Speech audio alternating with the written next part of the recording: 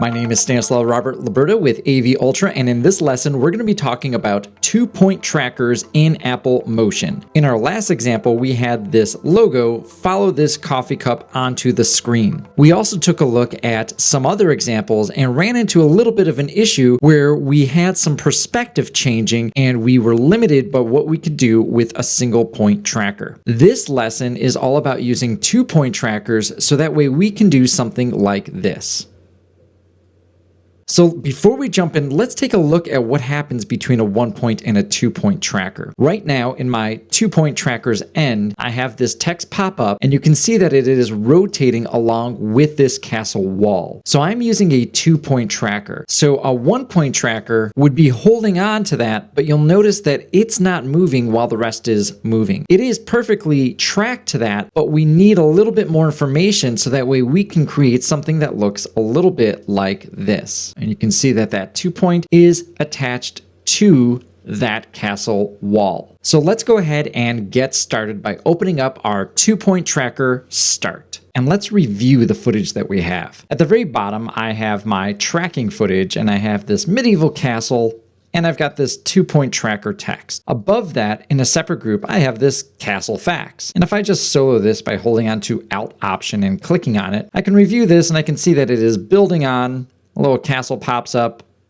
and some castle facts. And ultimately what I want to do is I want to attach those castle facts to this point of the castle and actually have it rotate. So let's go ahead and get started with that. I'm going to go to my 2-point tracker. I'm going to go into my library, my behaviors, my motion tracking, and match move, and place that right on my 2-point tracking. And just like before, we open up our inspector and I can see I have my movement, my type, and this time I want to add a second track point. And to do that, I'm going to click on rotation. And right away, you can see now I have 2 different track points. And just like before, I want to take my first track point and place it in a place that has high contrast. So right here in these cracks of this castle, I'm going to place that one. And the second one denotes the rotation. I'm going to place that, let's say, right about here. Now that I have my anchor and my rotation set, let's take a look at that in our inspector window. If I go to my rotation scale, right away I'm just going to change this color from red just to green, just so I know that that's the rotation one. In my anchor, I'm seeing that I can specify a track size or a search size. What these mean is how wide of an area do you want to search outside of our original square that we've set. So for example, right now, if I set it to right about here, from frame to frame, it's going to search 132% wider than just this area. If I went down, it's going to search a smaller area. I also have a fail tolerance and a fail behavior. If I hit Smart Retry, what that's going to do is it's going to try to hold on to this pixel as much as it possibly can. Depending on the piece of footage that you have, if you have very fast moving footage, it's likely going to fail. And you might want to change this to predict or predict in key, don't predict, or just stop. And you may want to go through it manually. For our purposes right now, I'm just going to hit Smart Retry on both of these. And because I'm at the beginning of my timeline, I'm going to go ahead and hit Analyze. And as I hit Analyze, now you can see that I have both points tracking. And I can see I have my anchor point as well as my rotation point, and I have a lot more keyframes being written in my keyframe graph. So I'm going to let this finish up and let's take a look at it when it's done. Now that that's complete, I'm just going to preview this and see how it works. I'm going to play that back.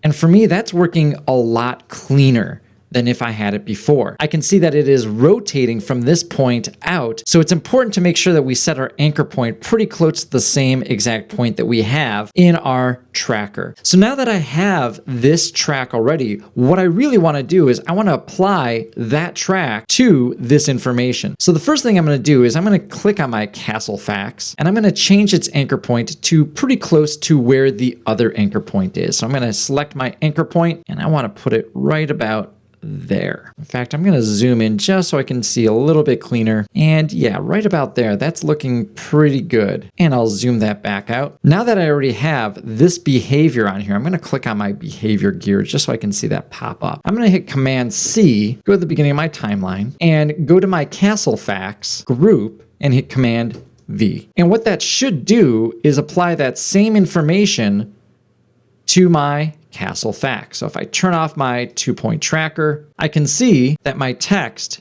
is almost perfectly aligned there. I might want to adjust that a tiny bit with some rotation. So maybe I'll take this and adjust it just slightly. And now I can play that back, and that's attached really well. Just to get this a little bit more cleaner, I'm going to place this right about here.